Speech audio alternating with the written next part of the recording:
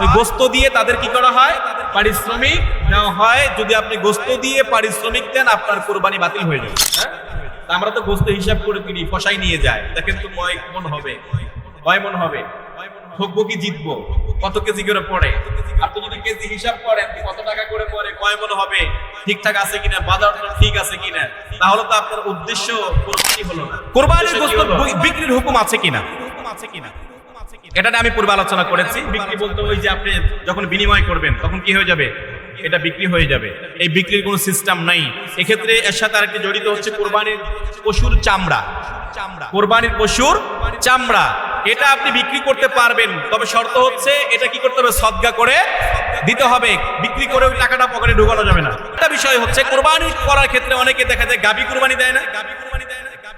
গাবি কিনে নিয়ে আসে, দেখা যায় যে বাচ্চা দিয়েছে, কিছুদিন পরে গাবিটা কোরবানির জন্য তারা প্রস্তুত করে ফেলে।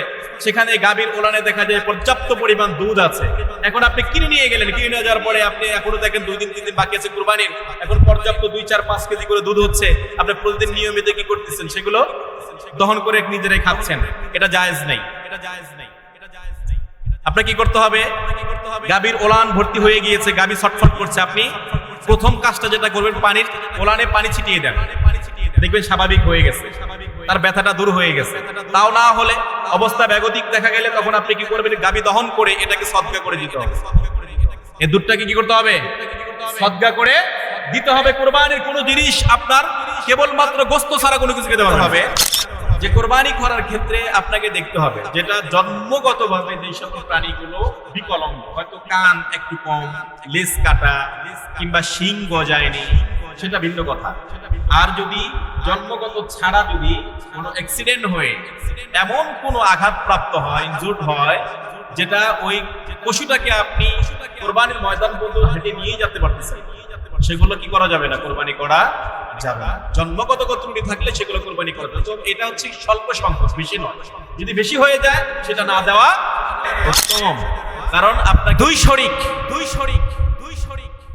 শরীক দুই ভাগ নিয়েছেন, আর একজন দেখা যায় একাই 2 ভাগ নিয়েছে, এক্ষেত্রে কোরবানি হবে কিনা। 8 নাম্বার মুমূর্ষ কোনো কোরবানির যন্ত্র অর্থাৎ পশু আপনি কোরবানির জন্য নিয়ত করেছেন, কিন্তু এমন অবস্থা অসুস্থ হয়ে পড়েছে, সেক্ষেত্রে তাকে কোরবানির আগে জবাই করা যাবে। আপনারা অনেকেই প্রশ্ন, টুকরা গোস্ত কাউকে দিবেন না। 10 লক্ষ টাকা কোরবানি করেছেন, পুরো ফ্রিজ ভর্তি করে খান, ইসলাম এটা জায়েজ করে দিয়েছে, খেতে পারবেন। কিন্তু যখন দেবেন, দেওয়াটা হতে হবে এক পবিত্র এবং নিয়তটা থাকতে হবে সঠিক। দেওয়ার পর কোনো সুযোগ নেই। সেজন্য ভাগ যেটা আপনি দিলেন, সমাজে যারা আছেন, সমাজের প্রতি যারা আছেন, অনেক সমাজপতি এখানে নামাজ আদায় করে, এটা একটু চিন্তার বিষয়। আপনি গবেষণা করবেন, বড় মুফতির কাছে যাবেন, আলেমের কাছে বসবেন, আমি যে কথাগুলো বললাম এটার সাথে মিল আছে কিনা। আপনি যেটা দিয়েই দিলেন সেটাকে আপনি কেন আবার কি করবেন, আবার রিটার্ন নেবেন, এটা উচিত নয়। অনেকে নিয়ত করে ফেলেছি রব্বুল আলামিনের সন্তুষ্টির জন্য আমরা কোরবানি করব। এই কোরবানি করার পূর্বে কোরবানি সম্পর্কে আমাদের ধারণা রাখা দরকার, কারণ যেহেতু এটা এখানে অনেকগুলি বিষয় জড়িত। এক হচ্ছে আল্লাহ তাআলাকে যে জিনিসগুলো দেবেন, এটা উৎকৃষ্ট হবে না নিকৃষ্ট হয় বলেন তো দেখি, কোনটা আল্লাহকে দেবেন? সবচেয়ে ভালোটাই তো দেবেন নাকি? আল্লাহর ঘরে আমরা যে টাকাগুলো দান করি, এটা ভালোটা দান করি নাকি খারাপটা দান করি? অনেকেই আছে দেখা ছেলেটা দান, হ্যাঁ অনেকেই দেয়, কোথাও চালাতে পারে না, তখন মসজিদে দান বাক্সে ঢুকায়। দানের ক্ষেত্রে সবসময় মনে রাখতে হবে যেটা আপনি আল্লাহর জন্য দিচ্ছেন সেটা সর্বোৎকৃষ্ট মানের জিনিসটাই দিতে হবে। সেজন্য সেক্ষেত্রে আমাদের চলার ক্ষেত্রে, উপার্জনের ক্ষেত্রে আমরা অনেক সময় দেখা যায় যে হালাল উপার্জন আমাদের জন্য অনেক কঠিন হয়ে যায়।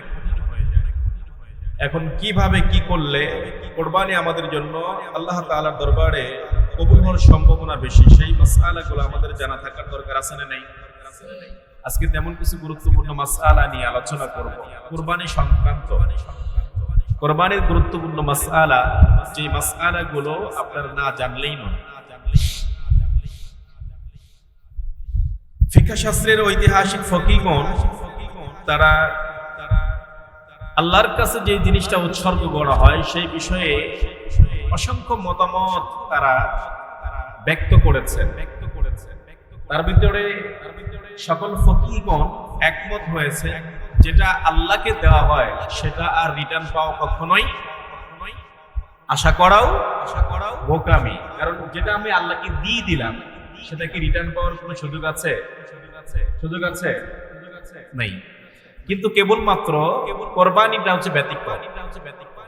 কোরবানিটা ব্যতিক্রম, যেটা আপনি আল্লাহকে দিয়ে দিচ্ছেন, তারপর আল্লাহ আপনাকে রিটার্ন দিচ্ছেন। কোরবানিটা একমাত্র ব্যতিক্রম। সেই কথাই আল্লাহ তাআলা মহাগ্রন্থ আল কোরআনের সূরা হজের 37 নম্বর আয়াতে চমৎকার করে জানিয়ে দিয়েছেন যে তোমরা যে কোরবানিটা করো আসলে সেই কোরবানিটা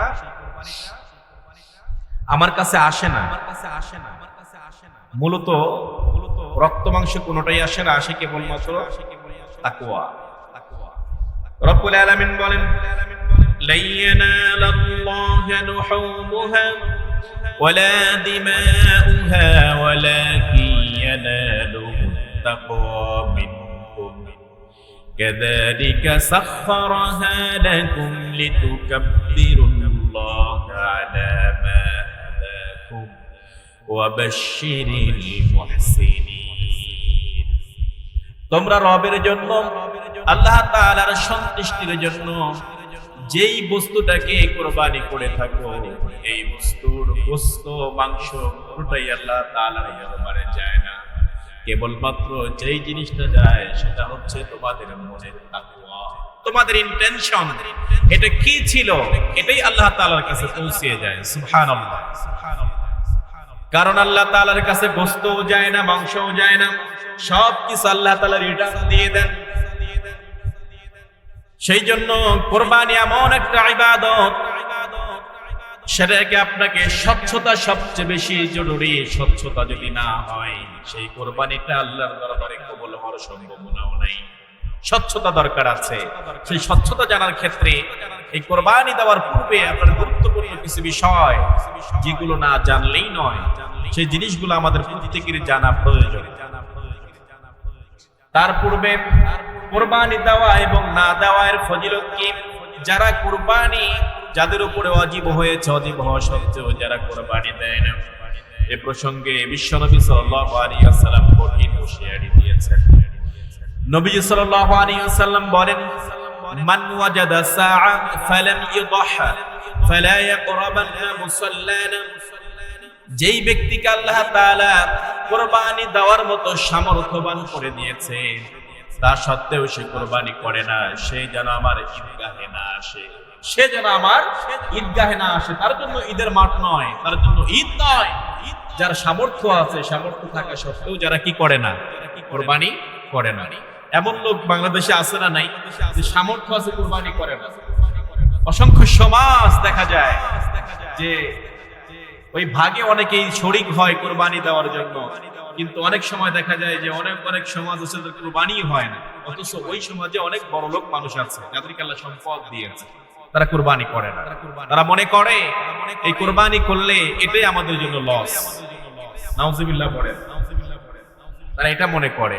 বড় আশ্চর্যের বিষয়, এই কোরবানির বিধানগুলো নিয়েও আজকাল দেখা যাচ্ছে বিভিন্ন মহল থেকে যারা ইসলাম সম্পর্কে যাদের ন্যূনতম জ্ঞান নেই, তারা এখন ফতোয়া দেওয়া শুরু করে দিয়েছে।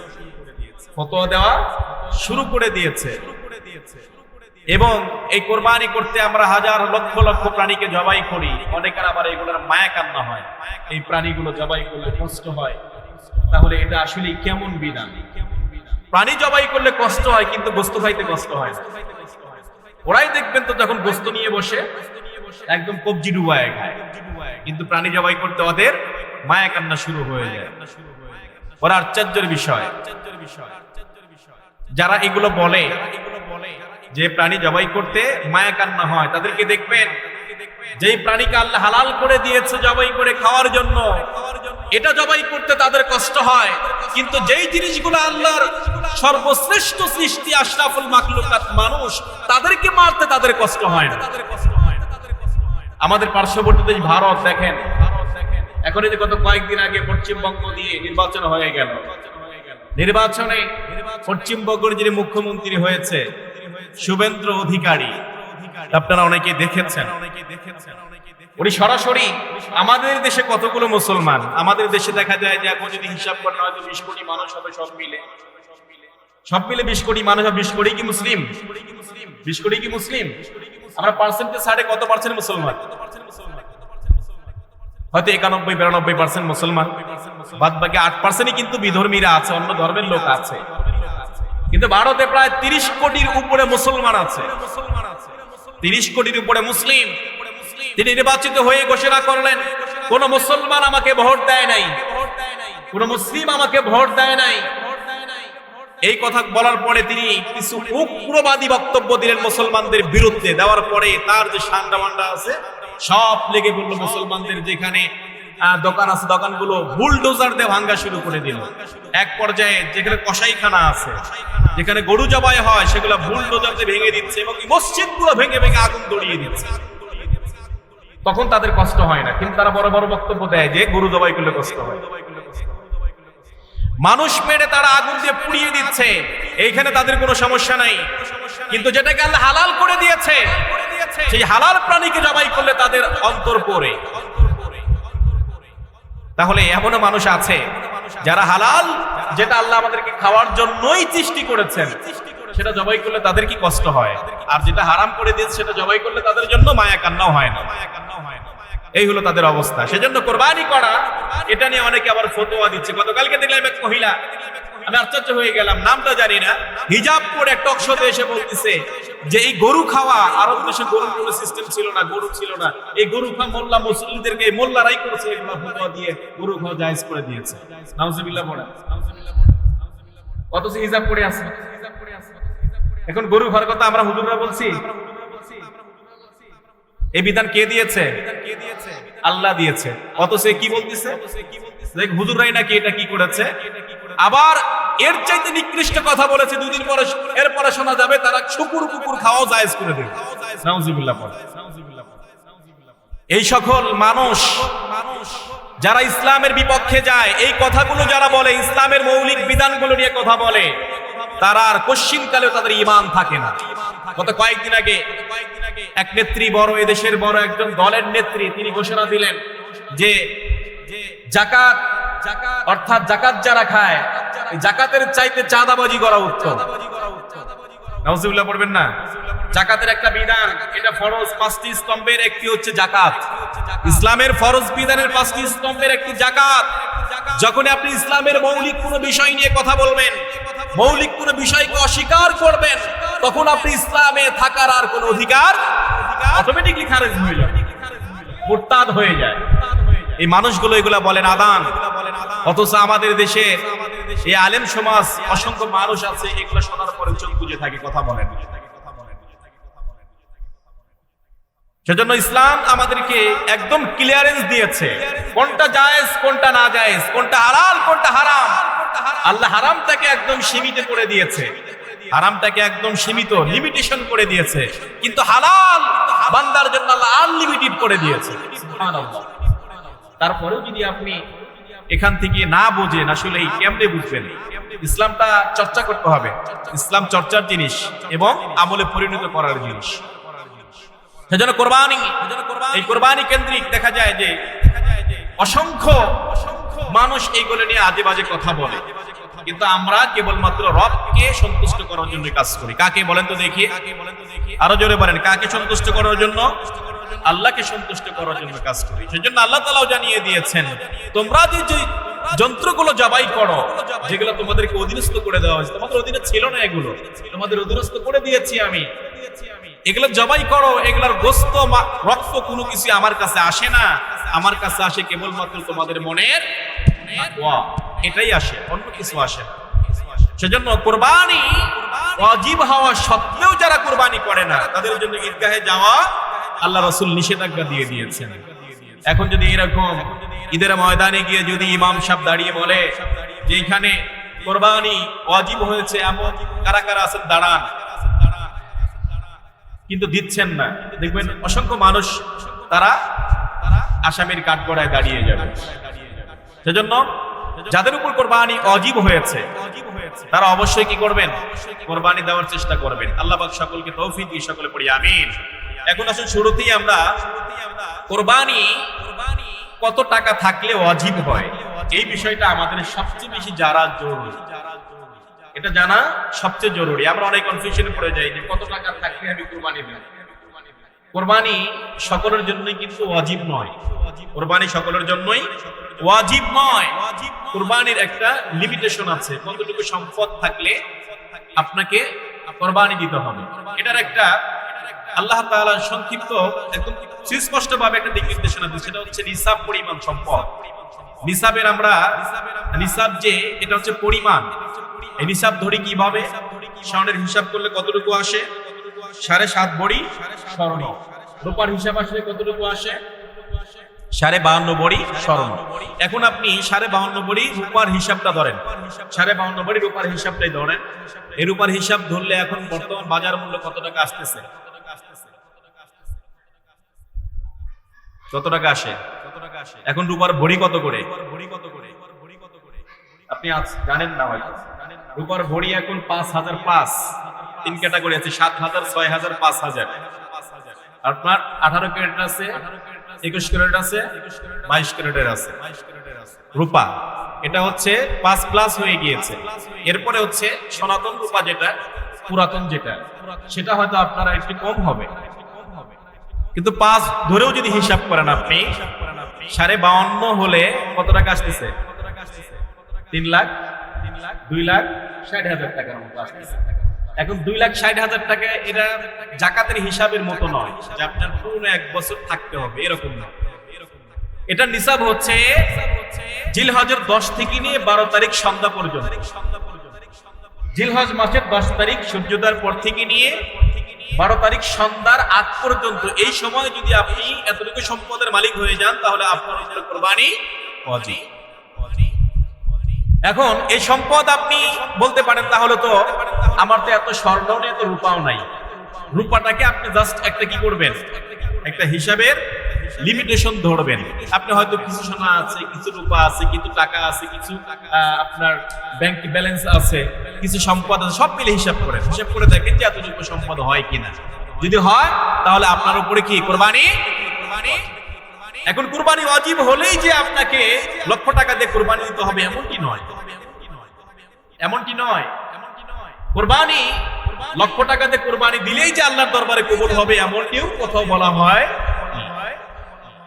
আপনি হতে পারে 5 লক্ষ টাকা দিয়ে একটা গরু কিনে কুরবানি দিলেন, আরেকজন বেচারা 10,000 টাকা খাসি কিনে কুরবানি দিল, কিন্তু যে 5 লাখ টাকা দিয়ে দিয়েছেন টাকার ভিতরে যদি ঝামেলা থাকে কুরবানি কবুল হবে? আর 10,000 টাকা দিয়েছে, কোনো ঝামেলা নাই, সলিড টাকা, আল্লাহর তবে এটাই কবুল হয়ে যাবে। সেজন্য কোরবানিটা হচ্ছে মনের বিষয়। আপনার স্বচ্ছতা থাকতে হবে এবং টাকাটা একদম হালাল হতে হবে, এই বিষয়টা মাথায় রাখতে হবে। সেজন্য আমরা কোরবানির নিসাবটা জানলাম যে কতটুকু সম্পদ থাকলে আপনাকে কোরবানি দিতে হবে। এবার আসুন আমরা ধারাবাহিকভাবে কিছু মাসআলা শুনবো। 1 নাম্বার, কোরবানির হুকুম। কোরবানির হুকুম কি? কোরবানি দেওয়া কি? এটা বিভিন্ন মাযহাব আছে।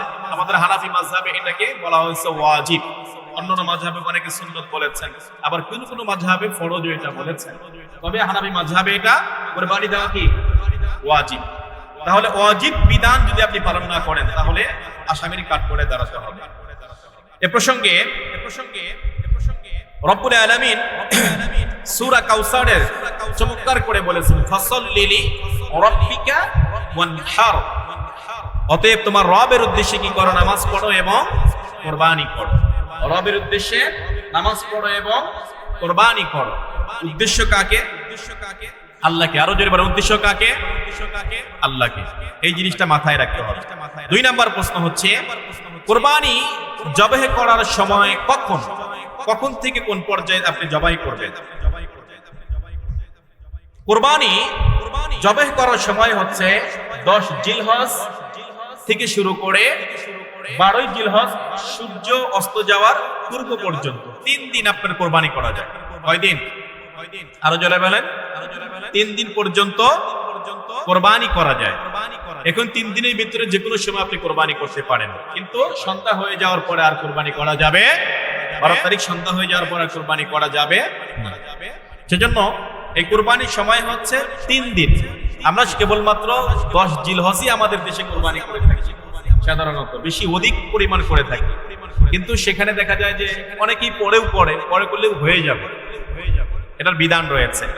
এরপরে 3 নাম্বার হলো কোরবানির যে শরীক আছে, কোরবানি করতে গিয়ে কত শরীক তারা অংশীদার হতে পারবে, কতজন অংশীদার হতে পারবে, এটা নিয়ে অনেক ইখতিলাফ আমাদের সমাজে দেখা যাচ্ছে। তবে এটা এই কোরবানির ক্ষেত্রে ছাগল, ভেড়া, দুম্বা এগুলোর ক্ষেত্রে কোনো শরীকানা চলবে না। কেবলমাত্র শরীক হতে পারবেন গরু, উট, এগুলোতে আপনি মহিষ, এগুলোতে আপনি কি করতে পারবেন? কোরবানির শরীকানা হতে পারবেন। তো এই কোরবানির শরীকের ক্ষেত্রে আপনার যে পশুগুলো কোরবানি দেওয়া যায় এ সম্পর্কে আপনার ধারণা রাখা দরকার। 1 নম্বরে ছাগল, ভেড়া, দুম্বা, এরপরে আছে হচ্ছে গরু, মহিষ, উট। এই পশুগুলো কোরবানি করা যায়, এগুলো কোরবানির জন্য বৈধতা রয়েছে। সেজন্য কোরবানি আপনি একাকী ভাবে দিতে পারেন, দুজনেও দিতে পারেন, 3 জনেও পারেন, 4 জন, 5 জন, সর্বোচ্চ 7 জন পর্যন্ত আপনার দেওয়া যাবে। এই প্রসঙ্গে অনেকগুলো হাদিস বিশ্বনবী সাল্লাল্লাহু আলাইহি ওয়াসাল্লামের সাহাবীরা রিওয়ায়াত করেছেন। বিশ্বনবী সাল্লাল্লাহু আলাইহি ওয়াসাল্লামের একজন জলিলুল কদর সাহাবী হযরত জাবির বিন আব্দুল্লাহ রাদিয়াল্লাহু তাআলা থেকে হাদিসটি বর্ণিত হয়েছেন। তিনি বলেন, নাহারনা মা রাসূলুল্লাহ সাল্লাল্লাহু আলাইহি ওয়াসাল্লাম, আমরা রাসূলুল্লাহ সাল্লাল্লাহু আলাইহি ওয়াসাল্লামের সাথে কি করেছি? কোরবানি করেছি। ওনার সাথে কি করলাম? কোরবানি করলাম। আমাল হুদাইবিয়া বাদানা, হুদাইবিয়ার দিবসে, হুদাইবিয়ার প্রান্তরে আমরা বিশ্বনবী সাল্লাল্লাহু আলাইহি ওয়াসাল্লামের সাথে কি করলাম? কোরবানি করলাম। আন সাবআতিন ওয়াল বাকারাতিন আন সাবআ, সেটা হচ্ছে 7 ভাগে একটা গরু আমরা কি করলাম? 7 শরীকে একটা গরু কোরবানি করলাম। এখন অনেকেই বলেন এটা তো একটা অভিযানের সময় ছিল, কিন্তু পরবর্তী সময় তার 7 ভাগে কোরবানি হয়নি। আল্লাহ রাসূল সাল্লাল্লাহু আলাইহি ওয়াসাল্লাম অভিযানের পরে অনেক সাহাবীরা কোরবানি করেছেন, এটা নিষেধ তিনি করেন নাই। তার মানে এটা কি? জায়েজ আছে, 7 ভাগ পর্যন্ত আপনি কোরবানি করতে পারবেন, এর উপরে যাওয়া যাবে না, 7 ভাগ পর্যন্ত কোরবানি করা যাবে। এরপরে অন্য একটা হাদিসে জাবির রাদিয়াল্লাহু তাআলা থেকে বর্ণিত আছেন যে আমরা রাসূলুল্লাহ সাল্লাল্লাহু আলাইহি ওয়াসাল্লামের সাথে হজের ইহরাম বেঁধে রওনা হলাম। ওটা ছিল হুদাইবিয়ার প্রান্তরের ঘটনা। পরের হাদিসে বলা হয়েছে হজের ইহরাম বেঁধে আমরা রওনা হলাম, অতঃপর তিনি উট ও গরুতে আমাদের মধ্যে 7 জন করে শরীক হবার নির্দেশ দিলেন। উট এবং গরুতে কয়জন করে? 7 জন করে। এখানে গরুর কথা আছে না নাই? আছে, কিন্তু ওই বেড়ি যে কইলো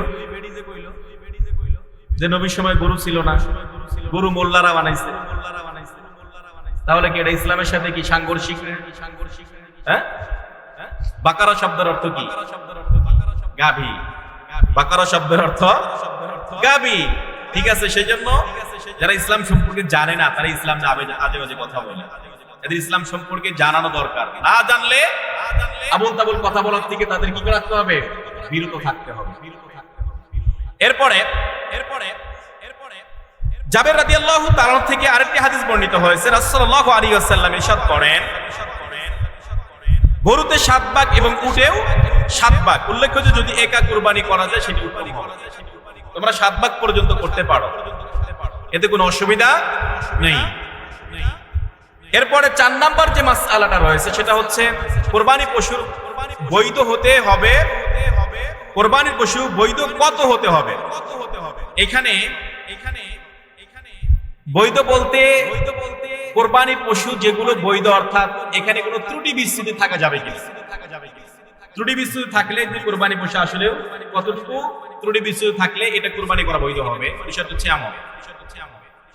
এখানে বিষয় আপনাকে জানতে হবে যে কোরবানি করার ক্ষেত্রে আপনাকে দেখতে হবে যেটা জন্মগতভাবে যে সকল প্রাণীগুলো বিকলাঙ্গ, হয়তো কান একটু কম, লেজ কাটা কিংবা শিং গজায়নি, সেটা ভিন্ন কথা।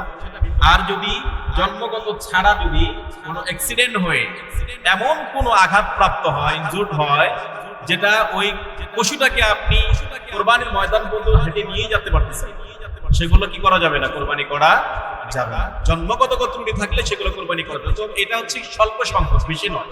যদি বেশি হয়ে যায় সেটা না দেওয়া উত্তম, কারণ আপনাকে ওই যে শুরুতেই বলেছি যে আল্লাহকে যেটা দিবেন সেটা হতে হবে গোস্ত বেশি হবে, এটা নাকি হ্যাঁ, আমরা তো গোস্ত হিসাব করে কিনি, ফসাই নিয়ে যায়, দেখেন তো কয় মন হবে, কয় মন হবে, ঠকবো কি জিতবো, কত কেজি করে পড়ে। আপনি যদি কেজি হিসাব করেন কত টাকা করে পড়ে, কয় মন হবে, ঠিকঠাক আছে কিনা, বাজারটা ঠিক আছে কিনা, তাহলে তো আপনার উদ্দেশ্য কোরবানি হলো না। উদ্দেশ্য কি হলো? জোরে বলেন, উদ্দেশ্য কি হইলো? মনে বুঝতেছেন না? উদ্দেশ্য যদি আপনার কোরবানি হয় আল্লাহ কবুল করবেন, আর যদি গোস্ত খাওয়া হয় এটা কবুল হবে? কবুল হবে না। সেজন্য এই বিষয়টা আমাদের জানা থাকা দরকার। এরপরে আরেকটা প্রশ্ন হচ্ছে কোন কোন দোষ থাকলে কোরবানি করা যাবে। বলেছি যে কিছু কিছু দোষ যেগুলো আছে, যেগুলো থাকলে কোরবানি করা যাবে, জন্মগতভাবে যে ত্রুটিগুলো, এগুলো থাকলে কোরবানি করা যাবে, অসুবিধা নেই। এরপরে 7 নম্বর হচ্ছে গরুর গোস্তর যে ভাগ বন্টনের বিষয়ে আমাদের সমাজে অনেক ইখতিলাফ, এটা নিয়ে অনেক সমাজে অনেক সিস্টেম ভাগাভাগি করার।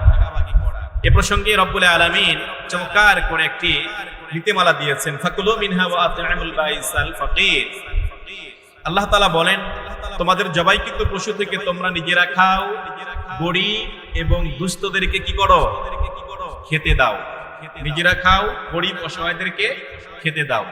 এখন আসুন, ইসলামের এই বিধানটার সাথে আমাদের ব্যাপকভাবে একটা দ্বন্দ্ব আছে। ইসলামের বিধানের সাথে বিভিন্ন সমাজে বিভিন্ন সিস্টেম চালু আছে। সিস্টেমটা কেমন? কোন সমাজে দেখা যায় যে 3 ভাগ করে 1 ভাগ সমাজে দিচ্ছে, আবার কোন সমাজে দেখা যায় অর্ধেক করে কি করছে? সমাজে দিয়ে দিচ্ছে। তো এই ক্ষেত্রে যারা কোরবানি করে, এটা কেন করা হয়? সামাজিকতার কারণে। যারা সমাজের একটা নিয়ম তারা করেছেন যে সমাজের একটা অংশ আসবে, এই অংশ থেকে আমরা কি করব? সমাজের মানুষদেরকে বন্টন করে দেব। এটা একটা সামাজিক সিস্টেম, সামাজিক নিয়ম। এইখানে সবচেয়ে বেশি লক্ষণীয় যে বিষয়টা, আল্লাহ পাক আপনাকে এই গোস্তটা দিয়েছে হাদিয়া স্বরূপ, মেহমানদারি করার জন্য। আমাদের সমাজের সিস্টেমগুলো কেমন যে এই গোস্তটা আমি সমাজে দিয়ে দিলাম, আমি তো দিয়ে দিলাম, সমাজে দিলাম না, আবার যা হাইরে কিছুক্ষণ পরেই লম্বা একটা বোল নিয়ে দাঁড়াই যে আমার ভাগটা দেন। এরকম করে কি করে না? ম্যাক্সিমাম সমাজে এরকম আছে, হ্যাঁ। কিন্তু যেটা আপনি দিলেন আবার রিটার্ন নিচ্ছেন কেন? যেটা আপনি দিয়ে দিলেন আবার রিটার্ন পাওয়ার জন্য যা আবার লম্বা লাইন ধরেন কেন? বড় আশ্চর্য হয়ে যায়, যারা কুরবানি করে, যাদেরকে সামর্থ্য দিয়েছে, এরাই বড় বড় ভাগ গিয়ে ধরে। আবার আপনিও দিলেন গরিব দুঃখীদের জন্য। সমাজপতিদের এই সিস্টেমটা পরিবর্তন করা দরকার। তাদের বলে দেওয়া দরকার, যারা কোরবানি দাও খবরদার তোমরা সমাজের ভাগের জন্য আসবা না। যারা দিতে পারে না এই মাংসগুলো আমরা তাদের মাঝে বন্টন করে দেব। কিন্তু এটা নাই। এরপরে আরো আছে, এখানেই শেষ না। কারণ আমি এই সামাজিকতার সাথে দীর্ঘদিন হলো জড়িত। মানুষ ছোট হলেও 2008 সাল থেকে এই সামাজিকতার সাথে আছে।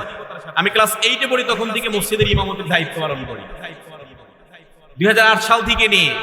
যার কারণে অসংখ্য সমাজের সাথে চলাফেরা করা অভ্যাস হয়েছে। আমি এটা নিয়ে প্রতিবাদ করেছি অনেক সমাজে, কিন্তু পরিবর্তন হয়নি। কেন? যারা সমাজগুলো কন্ট্রোল করে তাদের ভিতরে সবচেয়ে বেশি ঝামেলা। এ নিয়ে তাদের সাথে আমাদের তর্ক বিতর্ক হয়েছে, এক পর্যায়ে চাকরি ছাড়তে বাধ্য হয়েছে। কিন্তু তারা পরিবর্তন হবে না। আপনাকে আল্লাহ তো সামর্থ্য দিয়েছে কুরবানি করার, কেন আপনি সেটা আবার দেওয়ার পরে আবার রিটার্ন দিচ্ছেন? দেওয়ার পর তো রিটার্ন নেওয়ার কোনো সুযোগ নেই। সেজন্য ভাগ যেটা আপনি দিলেন, সমাজে যারা আছেন, সমাজের প্রতি যারা আছেন, অনেক সমাজপতি এখানে নামাজ আদায় করে। এটা একটু চিন্তার বিষয়। আপনি গবেষণা করবেন, বড় মুফতির কাছে যাবেন, আলেমের কাছে বসবেন, আমি যে কথাগুলো বললাম এটার সাথে মিল আছে কিনা। আপনি যেটা দিয়েই দিলেন সেটাকে আপনি কেন আবার কি করবেন, আবার রিটার্ন নেবেন, এটা উচিত নয়। সেজন্য আপনি ভাগ করবেন। এইখানে আরেকটা বিষয় লক্ষণীয়, সেটা হচ্ছে আপনি যদি একটু নাও দেন গোশত কাউকে, তো আপনার কুরবানি হয়ে যাবে, এতে কোনো সমস্যা হবে। আপনি এক টুকরা গোশত কাউকে দিবেন না। 10 লক্ষ টাকা কুরবানি করেছেন, পুরো ফ্রিজ ভর্তি করে খান, ইসলাম এটা জায়েজ করে দিয়েছে, খেতে পারবেন। কিন্তু যখন দেবেন, দেওয়াটা হতে হবে একদম পবিত্র এবং নিয়তটা থাকতে হবে সঠিক। আপনি দিয়ে দেন, আবার রিটার্ন নেওয়ার কোনো সুযোগ নেই। সমাজপতি যারা আছেন এই বিষয়টা আপনারা একটু গুরুত্ব সহকারে দেখবেন ইনশাআল্লাহ, কারণ আমরা ইসলামটাকে স্বচ্ছভাবে পালন করতে চাই, ইসলামটাকে স্বচ্ছভাবে পালন করতে চাই। এইখানে আরেকটা বিষয়ের সাথে আরেকটা বিষয় জড়িত, মাসালা পরে আসতেছে, কিন্তু যেহেতু গোস্তর বিষয়টা আসলো, আমাদের অনেক সমাজে আছে, দেখা যায় যে এই গরু জবাই করার পরে যারা এই গরুটাকে প্রস্তুত করে অনেক যারা ধনী মানুষ তারা কষাই এনে প্রস্তুত করায়। কিন্তু যারা আমরা ম্যাক্সিমাম সমাজে দেখা যায় যে এক জায়গায় যারা কুরবানি করে, তারা গরুগুলো সমাজের বিভিন্ন লোক দিয়ে তারা কি করে, সেই গরুটা প্রস্তুত করার পরে আবার কি করা হয়, ওই গোশত দিয়ে তাদের কি করা হয়, পারিশ্রমিক দেওয়া হয়। যদি আপনি গোশত দিয়ে পারিশ্রমিক দেন, আপনার কুরবানি বাতিল হয়ে যাবে। কারণ আপনি কুরবানি আল্লাহকে দিয়েছেন। বিষয়টা ভালো করে ক্লিয়ারলি বোঝেন, কুরবানি কাকে দিয়েছেন? আল্লাহকে দিয়ে দিয়েছেন। আপনি আল্লাহকে দেওয়ার পরে সেই জিনিসটা আপনি আবার বিনিময় করবেন? বিনিময় করার কোনো সুযোগ আছে? নাই। তাহলে আপনি গোশতটা কি করতে হবে, আপনার পারিশ্রমিক আলাদা করে দিতে হবে। যারা শ্রম দিবে তাদের থেকে মিটিয়ে নিতে হবে, আমার গোশতটা প্রস্তুত করে দিবা, তোমাকে এত টাকা আমি দেব। কিন্তু গোশতটাকে পারিশ্রমিক হিসেবে দেওয়া যাবে, এটা যেন একদম ক্লিয়ার মাথায় থাকে। এটা কিন্তু খুব সিরিয়াস। হ্যাঁ, যদি ভাগীরা যদি আপনি প্রস্তুত করেন সেটা ভিন্ন বিষয়, সেখানে তো ভাগীরাই আমরা আছি, আমরা তো ভাগ পাবোই, ওইখান থেকে স্পেশাল করে ভাগ নেওয়ার কোনো সুযোগ নেই। আপনি 5 ভাগী আছেন, 4 ভাগী, 2 ভাগী, 3 ভাগী, 7 ভাগী আছেন, আপনারা ভাগীরা মিলে কাজটা করেন। কারণ নিজেদের কাজ করা নিজেরা উত্তম। নিজেদের কাজ নিজেদের করা কি, কোরবানি করা নিজেরাই করা উত্তম। কারণ কি বলেন তো দেখি, যখন নিজে আপনি কোরবানি করবেন, আপনি ছুরিটা যখন ধরবেন, তখন আপনার ভিতরে একটু হলে নাড়া দেবে, হায় হায় 1 লক্ষ টাকা দিয়ে আমি আল্লাহর জন্য কি করতেছি, মনের ভিতরে একটু আসবে না, আল্লাহর জন্য কুরবানি দিচ্ছি, একটু হলে মায়া মহব্বত আসবে। আল্লাহ এটাই চায়। সে নিজের কাজটা নিজে করতে পারলে উত্তম। এই বিষয়টা অনেক সমাজে আছে, এটা পরিবর্তন করা যায় না। অনেক সমাজে আছে, এটা পরিবর্তন করা যায় না। পরিবর্তন করতে গেলে অনেকে বলে যে গরু প্রস্তুত করার লোকই থাকে না। আপনি কেন থাকবে না? আপনি যদি 2 লক্ষ টাকা দিয়ে গরু কিনতে পারেন, আপনি 2000 টাকা দিয়ে কসাই ভাড়া করে, লোক ভাড়া করে আপনি প্রস্তুত করতে পারবেন না? পারা যাবে না? অবশ্যই পারা যাবে। তো এই বিষয়টা আমাদের অবশ্যই কি করতে হবে, আমলে নিতে হবে।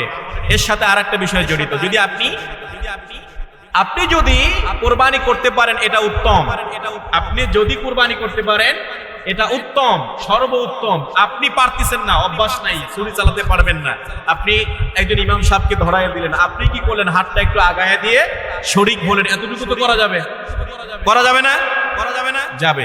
এই ফতোয়াটা দেওয়ার পরে আমি যে পুরো মসজিদে ছিলাম, ওই মসজিদে দেখা যায় যে এখন আর কেউ হুজুরকে ডাকে না। এখন হুজুর তো দেখা যায় যে কুরবানি করলে 200-500 টাকা পাইতো। অনেকে বলতো যে এই কুরবানি করতে গিয়ে 10টা 50টা 20টা পর্যন্ত কুরবানি করেছে, কুরবানির দিন 4000 5000 10,000 করে কামাই করছে। যখন এই ফতোয়া দিলাম আমি, তখন আর হুজুরদের কামাই হচ্ছে না। তখন হুজুর এসে আমাকে ধরলো, হুজুর আপনি কি ফতোয়া দিলেন? আমাদের কামাই বন্ধ হয়ে গেল, কারণ তারা নিজেরাই কুরবানি দিচ্ছে। আলহামদুলিল্লাহ, নিজেরা কুরবানি দিতে পারলে উত্তম। আর যদি কোনো হুজুরকে দিয়ে দেওয়ান, তাহলে কি করতে হবে? 2 লাখ টাকা গরু কিনলেন, হুজুরের কাছে 100 টাকা বাড়ি করে দেন। এটা আমাদের সমাজে আছে। আলেমদেরকে আপনারা একটু সম্মান করেন, একটু ইজ্জত দেওয়ার চেষ্টা করেন। আর একটা সবচেয়ে গুরুত্বপূর্ণ বিষয় হলো, সেটা হচ্ছে একজন আলেম, একজন ইমাম, মুয়াজ্জিন, খাদেম, যে ইমামটা আপনাকে প্রত্যেকদিন ফজরের সময় জাগিয়ে মসজিদের দিকে ডেকে ডেকে নিয়ে আসে, আপনাকে জান্নাতের দিকে ধাবিত করে, যেই মুয়াজ্জিন প্রতিদিন দাওয়াত করে আপনাকে মসজিদে নিয়ে আসে, ইমাম আপনার জান্নাতের জামিনদার হয়ে সামনে দাঁড়ায়, খাদেম আপনার জন্য নামাজের জায়গা প্রস্তুত করে দেয়, এই বেচারা অসংখ্য মানুষ ইমাম খাদেম যারা আছেন কুরবানি করতে পারে না। এরকম লোক ইমাম আছে না, খাদেম আছে না, কিন্তু আপনি সারা বছর তাকে কিচ্ছু দিচ্ছেন না, হাদিয়াটা দিয়ে হয়তো সামাজিকভাবে কিছু টাকা পায়, এক্সট্রা কিছু হাদিয়া তাদের পাওয়া দরকার, কিন্তু আমরা তাদেরকে দেই না। যারাই কোরবানি করছেন অনুরোধ করব, সকলকে অনুরোধ করব, এই ইমাম খাদেম মুয়াজ্জিন যারা আছে ওই কুরবানির একটু অংশ থেকে আপনি হাফ কেজি পারেন, 1 কেজি পারেন, ওই খাদেম মুয়াজ্জিনের জন্য আপনি গোশত পৌঁছে দিয়ে দেন, তারা দোয়া করবে, আল্লাহর আরশ খুশি হয়ে যাবে। আমরা এটা করি না। হুজুররা বঞ্চিত থাকে, খাদেমরা বঞ্চিত থাকে, ইমামরা বঞ্চিত থাকে, এটা যেন না হয় আমাদের খেয়াল রাখতে হবে। কারণ আলেমদের সাথে সম্পর্ক হচ্ছে সরাসরি রব্বুল আলামিনের, আল উলামা ওয়ারাসাতুল আম্বিয়া। নবীদের ধারাগুলো বন্ধ হয়ে গিয়েছে, নবীরা আর আসবে না, তাদের কাজগুলো এই আলেমরা করছে। অতএব তাদের সাথে মহব্বত কম রাখবেন না বেশি রাখবেন? বেশি রাখবেন না? বেশি রাখতে হবে। সেজন্য যারা দায়িত্বে আছেন, যাদেরকে আল্লাহ তাআলা সামর্থ্য দিয়েছেন, কোরবানি করলে একটু মাথায় রাখবেন, আমার ইমাম, আমার মসজিদের ইমাম, আমার মুয়াজ্জিন, আমার খাদেম, তাদের জন্য আমি আলাদা করে একটা সাইড রেখে দিই। এটার জন্য মাথায় থাকবো। পারবো তো ইনশাআল্লাহ? এই আমলটা আমরা করব, আলেমদের সাথে মহব্বত রাখার চেষ্টা করবো। এবার আসুন 8 নাম্বার, মুমূর্ষ কোনো কোরবানির যন্ত্র অর্থাৎ পশু আপনি কোরবানির জন্য নিয়ত করেছেন, কিন্তু এমন অবস্থা অসুস্থ হয়ে পড়েছে, সেক্ষেত্রে তাকে কোরবানির আগে জবাই করা যাবে? এটা অনেকেই প্রশ্ন করে যে আমি কোরবানির জন্য একটা পশু রেখে দিয়েছি, কিন্তু কোরবানি আসতে আর একদিন দেরি, আর একদিন কি হয়ে গিয়েছে, দেরি আছে, কিন্তু অবস্থা এমন যে যদি জবাই না করে মারা যাবে, সেক্ষেত্রে কি করবেন? সেক্ষেত্রে জবাই করে আপনার খাওয়া জায়েজ আছে, তবে কোরবানি হবে না। জবাই করে খেতে পারবেন, যদি সামর্থ্য থাকে আরেকটি কোরবানির দিনে আপনাকে কোরবানি করতে হবে, আর না থাকলে, সামর্থ্য না থাকলে কোরবানি দেওয়ার কোনো প্রয়োজন নেই। এরপরে আসুন, এক্ষেত্রে কোরবানি যে কখন দেবেন, এই যে পূর্বে কোরবানি দেওয়া, এটার ব্যাপারে বিশ্বনবী সাল্লাল্লাহু আলাইহি ওয়াসাল্লাম কঠিন হুঁশিয়ারি দিয়েছেন। এ প্রসঙ্গে চমৎকার একটা হাদিস রয়েছে। বিশ্বনবী সাল্লাল্লাহু আলাইহি ওয়াসাল্লামের একজন সাহাবী জুনদুব বিন সুফিয়ান রাদিয়াল্লাহু তাআলা আনহু থেকে হাদিসটি বর্ণিত। তিনি বলেন, এক কুরবানির ঈদে আমরা বিশ্বনবী সাল্লাল্লাহু আলাইহি ওয়াসাল্লামের সাথে কুরবানির নামাজ আদায় করলাম। কুরবানি ঈদের নামাজ কি করলাম? আদায় করলাম। এই কুরবানি ঈদের নামাজ আদায় করার সঙ্গে সঙ্গে একজন কি করলো? নবীজির সামনাসামনি কিছু গোশত নিয়ে হাজির, কুরবানির গোশত। নবীজি আশ্চর্য হয়ে গেলেন, আমরা তো নামাজ মাত্র শেষ করলাম, তুমি গোশত পাইলে কোথায়? আমরা তো মাত্র শুরু করলাম, তুমি গোশত কখন পাইলা? তখন বলে যে আগেই কুরবানি করা হয়ে গিয়েছে। নবীজি বললেন, তুমি যেটা কুরবানি করেছো ওই কুরবানির জায়গায় আরেকটা কুরবানি কি করো, আগেরটা বাতিল, আরেকটা করো। তার মানে কুরবানি কখন করতে হবে? নামাজের। এখন যদি এখন বলেন যে হুজুর আমাদের সমাজে নামাজ পড়ে 10টায়, অন্য সমাজে নামাজ পড়ে 8টায়, ঢাকাতে নামাজ পড়ে 7টায়, তাহলে আমাদের কি 10টার পরেই পড়বো, নাকি অন্য সমাজে 8টার পরে 8টার অন্য জায়গায় তো নামাজ হয়ে গেছে, সেইটাকে কি আমি সময় ধরে কি কুরবানি করব, না কোনটা ধরে করব? এরকম অনেকে প্রশ্ন করে যে অন্য জায়গাতে 8টায় পড়ছি, কুরবানি তো হয়েছে, এখন করলে চলবে। আপনাকে মাথায় রাখতে হবে, আপনি যে সমাজে নামাজ পড়বেন, যে ঈদগাহে নামাজ পড়বেন, ওইখানে কয়টায় জামাত হচ্ছে, তারপরে কি করতে হবে? আপনাকে কুরবানি করতে হবে। এটা যেন বিষয়টা মনে যেন থাকে। এরপরে 9 নম্বর যে বিষয়টা রয়েছে, দুই শরিক দুই ভাগ নিয়েছেন, আর একজন দেখা যায় একাই 2 ভাগ নিয়েছে, এক্ষেত্রে কুরবানি হবে কিনা? অনেকে প্রশ্ন করে থাকেন যে 2 শরিক মিলে 2 ভাগ নিয়েছেন, আর একজন একাই কি নিয়েছেন? 2 ভাগ নিয়েছেন। হ্যাঁ, এখন আপনি কুরবানি মিলাতে গিয়ে দেখা যায় যে কুরবানির দাম হয়েছে 80,000 টাকা কুরবানির পশু, এখন 2 জনে দিতে পারে হচ্ছে 20,000 করে, কিন্তু আরো তো দরকার কত? 40,000। এখন আরেকজন যদি বলে যে অসুবিধা নাই, আমি তোমাদের 40,000 দিলাম, আমাকে ভাগ 2টা, শরিক হলাম 2টা, সেক্ষেত্রে কুরবানি হয়ে যাবে। সমান চলতে হবে, গোশত ভাগ করতে হবে কি? ওই 20 অনুযায়ী ভাগ করতে হবে। কোন অনুযায়ী? 40 অনুযায়ী ভাগ করলে হবে না, কিন্তু 4টা ভাগ করে 2 ভাগ একজনে নিয়ে নিবে, আর 2 শরীকে 2টা ভাগ নিয়ে নিবে। এই সিস্টেমে কুরবানি করা যাবে। এরপরে কুরবানির গোশত অমুসলিমদেরকে দেওয়া যাবে কিনা? কুরবানির গোশত অমুসলিমদেরকে দেওয়া যাবে কিনা? হ্যাঁ, এক্ষেত্রে মূলনীতি হলো কুরবানির গোশত মুসলিমদেরকে দেওয়া যাবে, তবে অধিকার সবচেয়ে বেশি আমাদের মুসলমানদের। এই যে যারা হজ করে, হজে যারা যায়, এই যে এত কুরবানি হয়, এই কুরবানি গোশতগুলো কোথায় যায়? হাজী সাহেবরা কি নিয়ে আসে?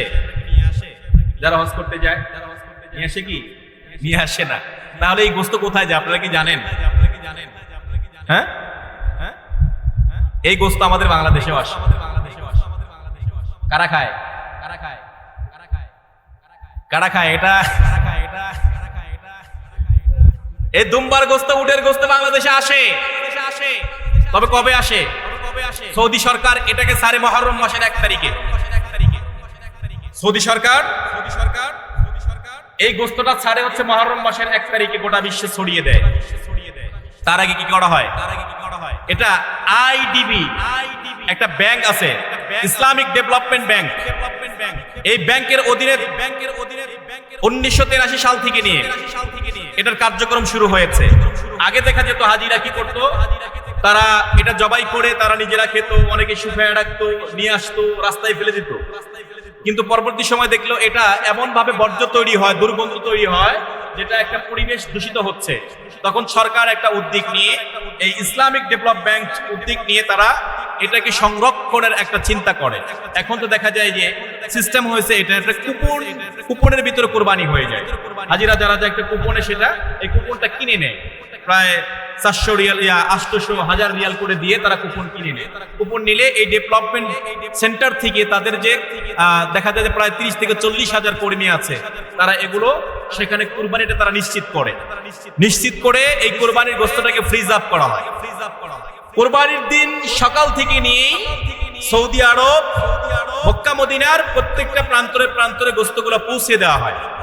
এরপরে বাদবাকি গোশতগুলো সব ফ্রিজ আপ করে এটাকে করা হয় পহেলা মুহররম। এই পহেলা মুহররমে সারা বিশ্বে জাহাজের মাধ্যমে গরিব দুঃখী মানুষদের জন্য এটা পৌঁছে দেওয়া হয়। বিশেষ করে এটা সবচেয়ে বেশি যায় আফ্রিকান দেশে, প্রায় 27 থেকে 28টি মুসলিম দেশে এই গোশতটা চলে যায়। আমাদের দেশে প্রায় 400 থেকে 500 টন গোশত আসে। এই উট আর দুম্বার গোশত এটা আসে আপনার ত্রাণ মন্ত্রণালয়, এই মন্ত্রণালয় থেকে এই গোশতটা তারা রিসিভ করে বাংলাদেশের বিভিন্ন এতিমখানা, বিভিন্ন সংস্থায় তারা এটা ছড়িয়ে দেয়। বিশেষ করে এটা আমরা শুনেছি যে আমরা একজন মন্ত্রী ছিল, মন্ত্রী বাসার পাশে আমি দীর্ঘদিন দায়িত্ব ছিলাম, মন্ত্রীর বাড়িতে হরিণের গোশত আসছে। আসলে মন্ত্রী খাওয়ার জন্য, কাকে দেওয়ার জন্য?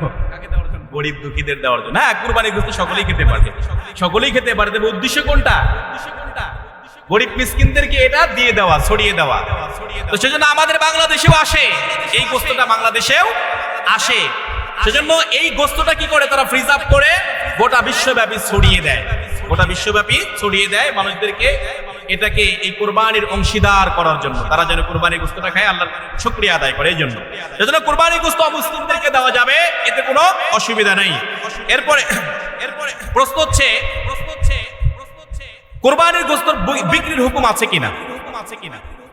এটা আমি পূর্বে আলোচনা করেছি। বিক্রি বলতে ওই যে আপনি যখন বিনিময় করবেন তখন কি হয়ে যাবে? এটা বিক্রি হয়ে যাবে। এই বিক্রির কোনো সিস্টেম নাই। এক্ষেত্রে এর সাথে আরেকটি জড়িত হচ্ছে কুরবানির পশুর চামড়া। এটা আপনি বিক্রি করতে পারবেন, তবে শর্ত হচ্ছে এটা কি করতে হবে? সদকা করে দিতে হবে। বিক্রি করে ওই টাকাটা পকেটে ঢুকানো যাবে না। ওই টাকাটা কোথায় ঢুকানো যাবে না? পকেটে ঢুকানো যাবে না। এটা কি করতে হবে? সদকা করে দিতে হবে। এক্ষেত্রে আরেকটা বিষয় হচ্ছে, কুরবানি করার ক্ষেত্রে অনেকে দেখা যায় গাবি কুরবানি দেয় না। গাবি কিনে নিয়ে আসে, দেখা যায় যে বাচ্চা দিয়েছে, কিছুদিন পরে গাবিটা কুরবানির জন্য তারা প্রস্তুত করে ফেলে। সেখানে গাবির ওলানে দেখা যায় পর্যাপ্ত পরিমাণ দুধ আছে।